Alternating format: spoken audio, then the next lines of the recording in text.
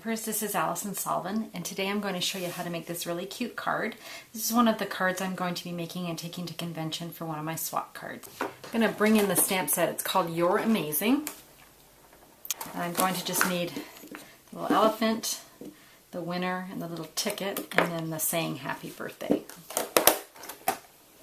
First thing I'm going to do is create a label using the happy birthday stamp and the Apothecary art or accent framelits. There's 4 in a package, and actually this is the one I'm going to use for the happy birthday. This one here in the same set actually matches one of the other stamps in You're Amazing really beautifully. It really cuts it out exactly the way you want. So I'm going to use Island Indigo. It's one of the in colors. Pick that up. Just stamp it on my scrap piece here. And then I'm going to use the framelit to cut it out. So I'm going to line it up. And one of the tricks that I showed in a previous video for the framelits, if you want to be sure that it doesn't move around, what you want to do is take a post-it note and just lay it across the frame and the cardstock, and it'll just hold that in place as you run it through the Big Shot. Bring in the Big Shot, and it's popped up. So just bring that in, and when I remove the sticky, it just pops out and it gets it perfectly matched up.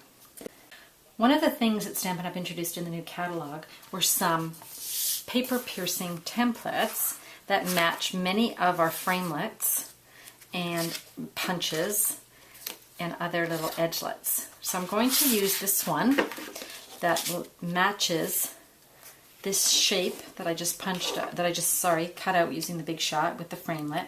Matches it perfectly, so I can line it up and go ahead and punch around that. Okay, and then when you're done, you just remove the template, and all the little matching holes go right around it in perfect alignment with the framelit. Is that awesome? Love that.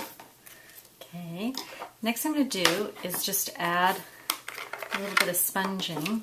The edge is a little bit too stark for me, so I'm just going to use Island Indigo and just go around like so. I'm going to set that aside. The next element I want to add is the elephant, and I'm going to stamp him in Stays On because I want to add some watercoloring. I'm going to bring in an aqua painter and crumb cake ink. All you do is pick up some color from your lid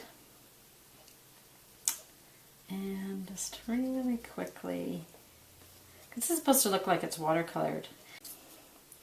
And for his hat, you could use markers, but I've got the 2 stamp pads. This one's Calypso Coral, and I'm just going to add some color in his hat. And I'm going to use Daffodil Delight and just add that. And that's basically all I'm going to do with the elephant. I'm going to use the Island Indigo ink again on the sponge. Just go around the edges just to soften that up a bit. I think I've shown you this trick before, but this is a sponge, and all I've done is put a piece of coordinating cardstock. This is Island Indigo cardstock. I've stapled it to the top of the sponge. It's something for me to hold on to, but it also identifies that the sponge is Island Indigo, which is really great.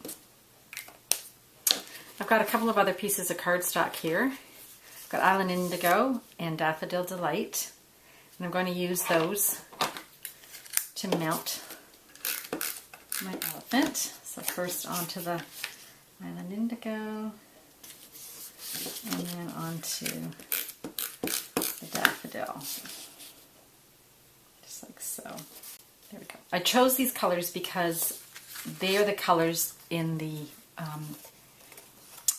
designer paper that I used, and it's called World Spectacular, and it just reminds you of a circus or a carnival.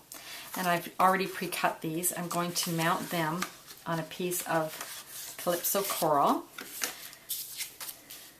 So what I'm going to do is put the top bit on first, like so.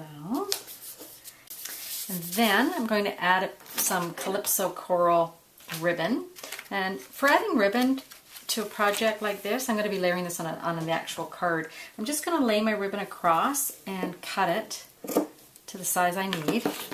And then on the very back, I'm just going to put 2 little strips of snail, and that just anchors my ribbon in place, like so. And then I can go ahead and add the whole thing to my Island Indigo cardstock. That's the base of my card already done. Next, what I want to do is punch out the tickets. These are little ticket punch. They're really cute. They come with the same set. And Stampin' Up, as usual, has created something that matches perfectly. I love this. This is the Duo Ticket Punch, or the Ticket Duo Punch. And you can line up these little tickets so they fit perfectly in the little punch. The hardest part is not losing them when you've punched them out. So I've already pre-stamped these in the 3 colors that I'm using, which is Indigo, Calypso Coral, and Daffodil Delight. So there's my 3 little tickets. And I'm also going to stamp in Cherry Cobbler the large winner ticket. Like so. And again, the exact same punch matches up perfectly with the stamped image. Gotta love that. Okay, so now that I've got all my elements together, I'm going to put my card together. First of all, I'm going to attach my main image, my elephant, with some Stampin' Dimensionals. This looks better popped up. Plus, trying to go over a ribbon sometimes, you need a little bit of space between the paper and your ribbon, or it just wants to push it up. To get these off easily, just press in the middle of them with your nail, and they just pop right off. I'm going to layer that on, like so. And then I'm going to do the same with the label. I am going to pop it up too. This time I'm only going to need 2 dimensionals, 1 on each end. Like so. Next thing I want to do is add some rhinestones, a little bling. So just going to add 2 of the larger ones to either end, like that. And then I thought the little hat needed something, so I'm going to use the medium ones for that.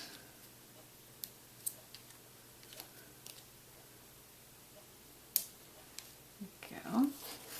So far, that's a cute card if you just left it like that. But I've got my little winner that I want to add, so I'm going to just add that with snail to the corner, like so. And then the last thing I want to do is add those little tickets that I had earlier. And I'm going to use one of the little safety pins that comes in the vintage Trinkets. And I found that the easiest way to do this is to line up the tickets and then take your paper piercer, make a hole, and then come in with your safety pin. And I'm going to put that just around my ribbon. So here's my little tickets, and that's the finished card. So I hope you like that. I know there's a lot going on in this card, but it actually is really fast to make, and I know it would be great for a kid's birthday or even a masculine birthday. I think it would work for either. Thanks for joining me, and happy stamping.